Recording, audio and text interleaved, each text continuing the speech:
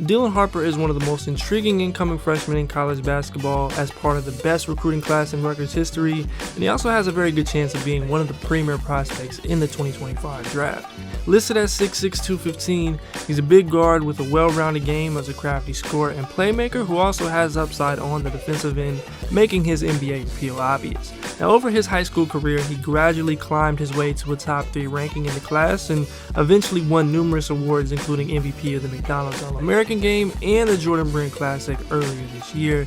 And for those who don't know, he is the son of Bulls legend and 5-time NBA champion Ron Harper, and his older brother Ron Harper Jr. was a standout at Rutgers and has spent time in the league these last several years. While Dylan still has plenty of things to improve and questions to answer this season, he should immediately be one of the most productive freshmen in the country and a competitor for a top pick in the draft.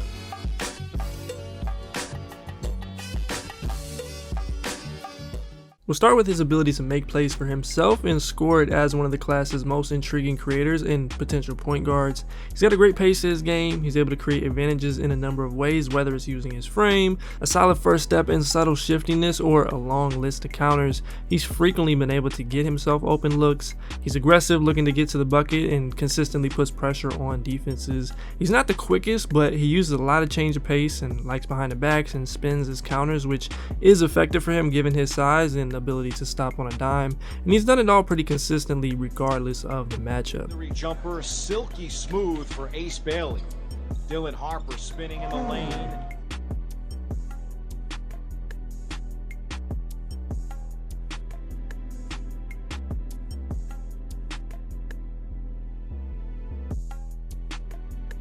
I also like how well he's navigated pick and rolls, showing off that pace and knowledge of angles to make his way through a defense, and doing a good job of using hostage dribbles and manipulating the help.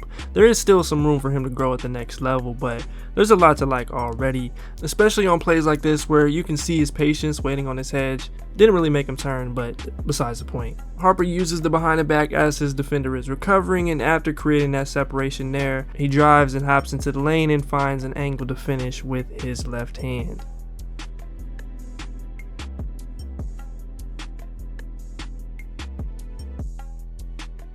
On this one, it's a different look, but quick little Tim Hardaway as he rejects a screen. It's enough to sell Ian Jackson, and then he keeps it away from the help as he gathers into a dunk on the drive. The defense could have been a little more connected here, even as much effort as they brought from start to finish, but you can see his skill set.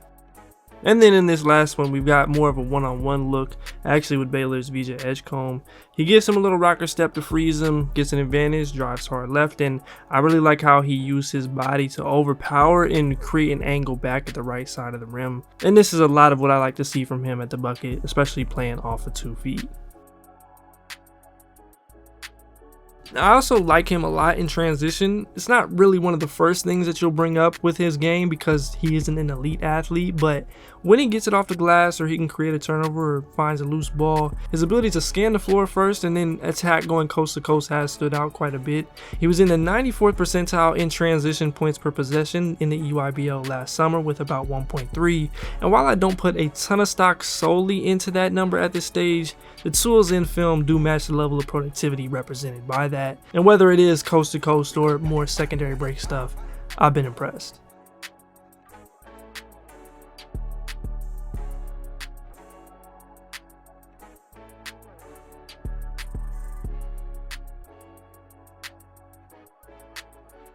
Now, with all that being said, there are a couple big areas within his creation that'll determine just how good he is. The first is in his handle. Now, I like his handle. I think he's got a lot there that's functional, but he can still tighten it up to cut out some of these unforced errors against pressure and, more importantly, maintain control through help and in traffic. That's something that has shown up and I think could be a big factor in determining the level of initiator that he is. Now, while I wouldn't describe Harper as a bad finisher right now, he has had some moments that have stuck out to me. He isn't a great vertical athlete in general, but especially in traffic, and he can tend to force looks and make finishes tough by how he clutches and at times where he gathers from. Plays like these where he can't fully get into the body of the contest and starts to lean away from the rim haven't had good results. And then you've got a few like this where it's not a debilitating issue, but he can identify the help or second line a little quicker.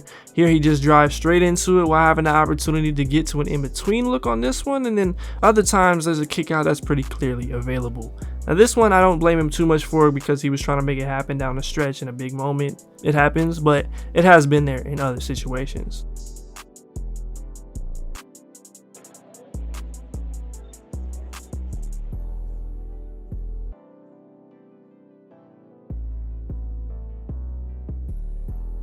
Now this could all dissipate over the course of the season. That's happened on several occasions since I've been doing this, and you've seen some of these other really impressive finishes, but for now it's been noticeable and backed up by some of the half-court numbers, so I'll be curious to see how he looks at the college level.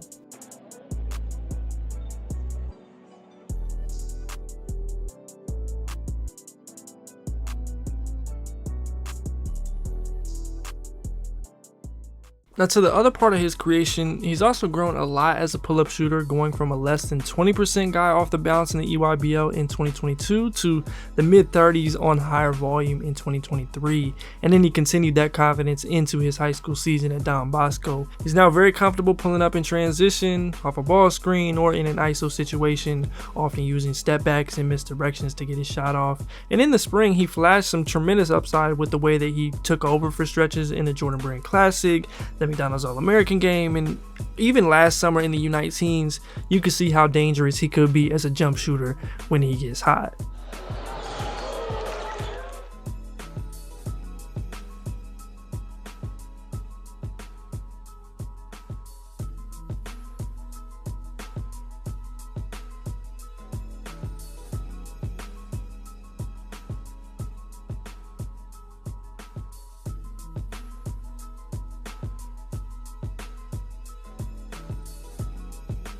Now it's still going to be an element of his game he's going to have to prove, especially as a mid-range scorer, because he has these moments where I wonder just how well he gets this off against bigger players, and the footwork and balance have wavered a little bit there. But if he continues trending in the direction he has and can find some spots in the in-between just a little more consistently, I don't think he'll have much to worry about at all as a scorer. Defense. He can get from the basket to half court like 4 steps. Up to 11.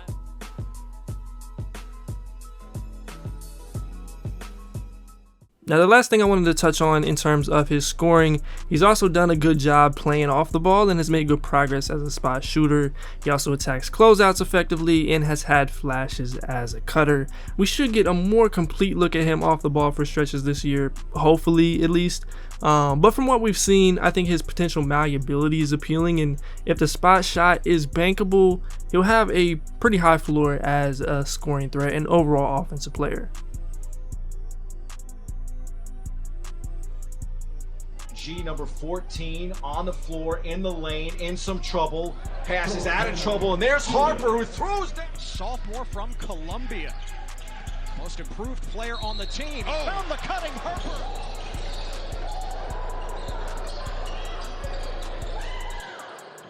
Now moving on to the other impressive piece of his offense, and that is his playmaking. He's a talented passer and someone I think has a lot of upside to continue growing. I wouldn't necessarily say he's elite in any one aspect here, but he's capable in almost every way. He does a good job of finding his teammates on drives, making basic reads both on the interior and out to the perimeter, and he can deliver with a number of different passes, whether it's a skip with either hand, a few wraparounds inside, or bounce passes through traffic. There's still some polish I think he can gain, but he's got it in his bag, and he's also shown a solid command for his reads in the pick and roll, where his pace has once again impressed. Now let's go back to the downhill stuff here for a second. I like how he used the push cross to get to the paint, and then how he fit this dump off to Quaintance in the dunker spot. It doesn't end in points as he gets fouled, but it's a good look at his ability to draw the defense and make a play in a situation like this. And then here's one in the pick and roll. It's late in game, they flip the screen, and you can see his pace again, first handling the big at the level and then gathering to keep it away from the help, and ultimately finding the shake up for a wide open look with his left hand. I think he can use a little more polish on these type of passes, but at that angle, it's just about getting it there, so a good play overall. The kick to G, wide open, and he drains it.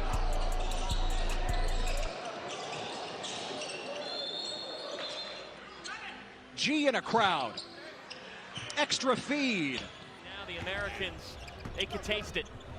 Harper. Whoa! The defense is usually the toughest thing to evaluate and project at this level, but Harper has shown that he can not only hold his own, but actually excel in multiple ways defensively. It starts with his physical tools. He's got legit wing size to guard a few positions, and though it has been more of a challenge for him against more traditional sized guards in the past, he's a good enough mover to at least keep up, even if he doesn't ultimately become a primary point of attack guy against ones. But we have seen him pick up in the full court and make opponents work with his ball pressure, and in an interview with Pro Insight at the Hoop Summit, he actually mentioned his attempt to put more of an emphasis on this part of his game in the last year.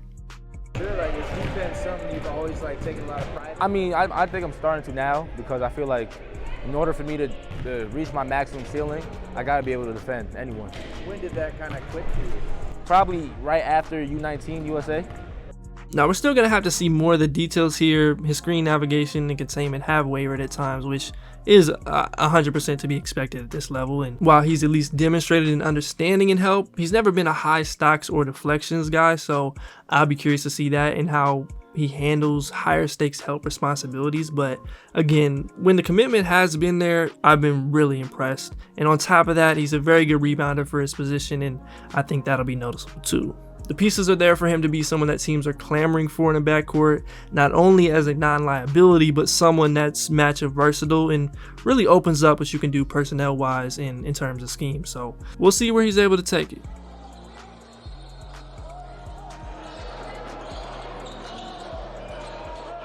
Now, finishing things up here, I would comfortably bet Harper is a top 3 contender and at worst a top 10 guy in this draft, and that's being more on the conservative side. There is always a chance that things don't quite turn out how you expect based on pre-college samples. That happens every single year, and if that is the case with him, it'll be because he's not as proficient a creator. Maybe the handle holds him back from being a primary and the shot isn't convincing enough to make up for it. But if I'm solely giving you my opinion, I think he's going to be in conversations at the top of the draft and maybe even contend for the #1 spot. I'll be curious to see how he and Ace Bailey work together this year. We've seen highly ranked recruits in situations similar to this before, but I think their games do complement each other fairly well. I'd be a little more worried about the supporting cast and just how they operate as a unit around those two, but it should be a fun team to track all year. And even if they aren't at the top of the conference, they're going to be a team that teams aren't going to want to match up with. If you enjoyed this video, please be sure to leave a like, subscribe if you are new around here, and leave a comment down below what you think of Dylan Harper's game and where you think he'll end up in the hierarchy of this draft over the next several months. And also let me know who else you want to see. I appreciate y'all for watching. I'm Keandre. This is HoopIntellect. Until next time, I'm out.